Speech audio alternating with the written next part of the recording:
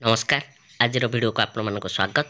आज वीडियो रे आमे होली फेथ पब्लिकेशन रो ओडिया व्याकरण भाग 5 एवं पाठ नंबर 7 जोटार विषय शीर्षक थिला समचारित भिन्नार्थ बोधक शब्द सेही पाठटीर अभ्यास प्रश्न उत्तर गुड़िक देखा।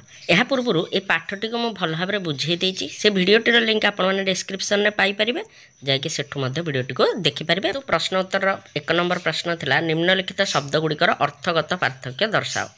तो क नंबर टी थिला शुद्ध एवं शुद्ध। तो प्रथम शुद्धटी होची अलंतर माने मूल ऋण उपर निर्धारित शुद्ध। जो शुद्ध कारबार बा मूलधन शुद्ध एटा तुमे गणित रे पढ़िथिबो, बुझिला। तो सही शुद्ध को कहा जाए।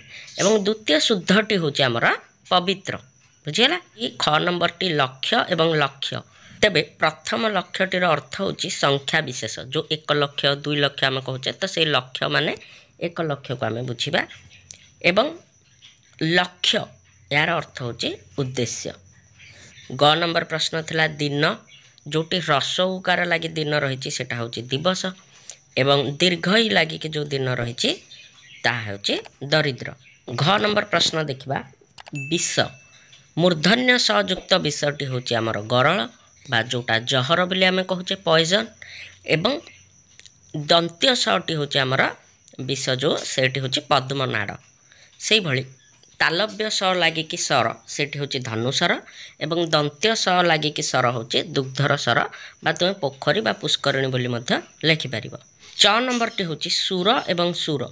तो प्रथम जोटा ह्रस्व उ लगी सुर होची सेठी अर्थ होची देवता। एवं दीर्घ उ युक्त सुरर अर्थ होची वीर बा पंडित, बुझिला। किंतु तालव्य स सुर मध्य सेठी को लिखा जाए जो वीर पाई। एवं यही सुरटीर अर्थ मध्य आमे वीर बा पंडित बोली लिखि परिबा।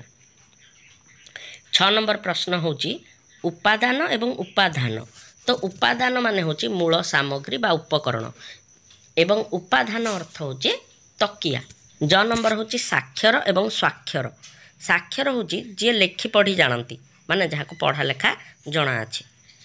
स्वाक्षर होची दस्तखत, जोटा आमे साइन बा सिग्नेचर बोली कहू। झ नंबर होची कूल एवं कूल। ह्रस्व उ युक्त कूलटी होची वंश। एवं दीर्घ उ युक्त कूलटी होची तट बा नई कूल नदी तट याको आमे कहि परिबा। न्य नंबर टी होची गुणी एवं गुणी। तो ह्रस्व ई लगी गुणीटी होची हमर तंत्र विद्या। एवं दीर्घ ई लगी जो गुणीटी होची से तार अर्थ होची गुणवान। ट नंबर होची शील एवं शील। तो प्रथम टी शील जोटी ह्रस्व ई लगी रही सेठी होची बट्टा पत्थर, जो शील बट्टा बोली आमे कहू, जो थे मसला इत्यादि बट्टा जाए। एवं द्वितीय शील जोटा दीर्घ ई लगी तार अर्थ होची स्वभाव। ठ नंबर प्रश्न होची शुद्धा एवं सुधा। तो शुद्धा होची मध्य, बुझला। एवं सुधा अर्थ होची अमृत। ड नंबर प्रश्नटी होची स्कंद एवं स्कंध।